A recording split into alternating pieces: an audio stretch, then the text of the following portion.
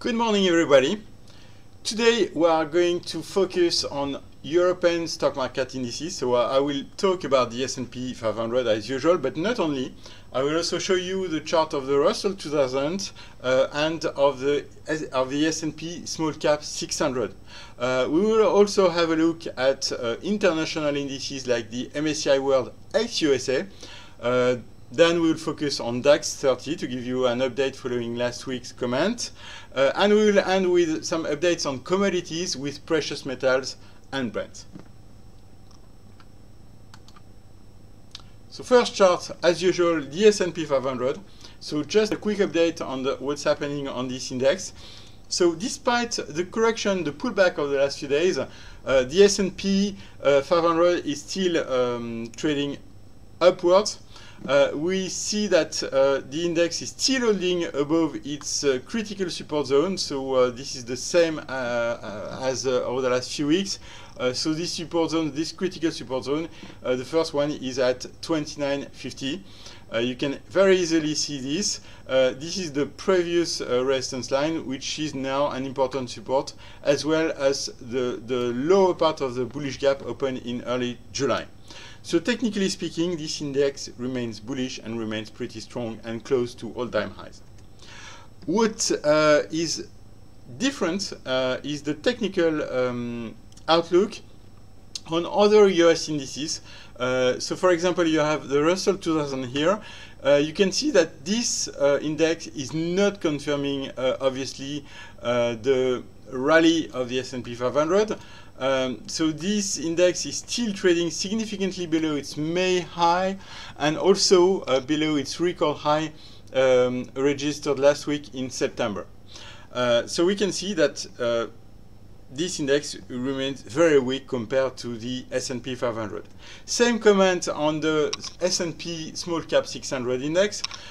You can see that this one is still significantly below its year high and even far from and also far from last year high, last year record high. So we can see that the market breadth of the US market is relatively mixed, with only a few stocks driving the S&P 500 to new highs. So this is, from a technical point of view, something quite worrying in the medium term, at least as long as we continue to see weakness on broad-based indices like the two I just showed you.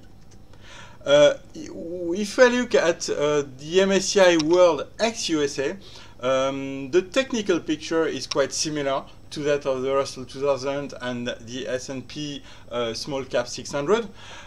We can see that this MSCI World Index is still relatively far from its all-time high of early 2018. This in the short term, we can see that an important resistance was broken in early July. You can very easily see this upside breakout in early July, but the move was not confirmed. So the fact that we had a pullback this week after the breakout attempt in early July is, for me, a mixed signal, and shows that we are not necessarily going to see a strong summer, so it could be first wave down, recovery, then formation of a triangle, of a trading range, before we see new highs. I mean higher levels. So the short-term outlook, short-to-medium outlook, is still relatively mixed, and the recent price action was a bit disappointing, I would say, over the last 2 weeks. If we look at the DAX 30, the technical outlook is quite similar. We had a nice upside breakout in early July, but a non-confirmation of this breakout and even a setback below this Fibonacci resistance this week, which is also quite mixed. So I'm not saying the technical outlook of DAX is weak, which is not true. I mean, since the start of the year, the DAX has been pretty strong, like most stock markets. But what I'm saying is that there might be additional whipsaws in the near term, and we saw that this week, a non-confirmation of the recent breakout. You can see also the daily MACD sell signal registered last week, which is still valid as well.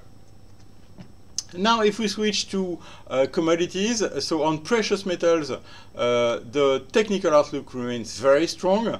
As you probably know, I was favoring an upside breakout after the formation of a symmetrical triangle over the last few weeks. This is done. I mean, the upside breakout was registered yesterday, so on Thursday. So we continue to see very strong precious metals, and this time not only gold but also silver, which broke above a very important resistance zone.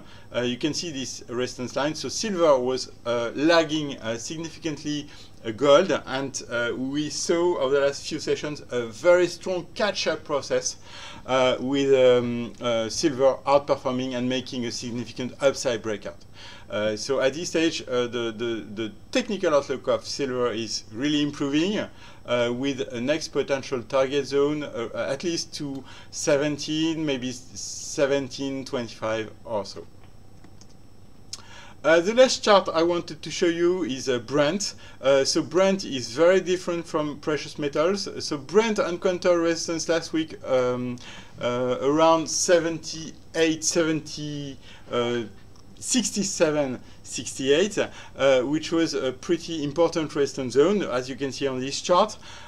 We saw sellers emerging right on this resistance zone, and a very weak so renewed weakness from this 68 resistance zone, which makes me think that Brent is still relatively weak from a technical point of view, with risk of additional weakness back to 60 and potentially even lower to next Fibonacci support at 56. Thank you very much for your attention and have a great trading day.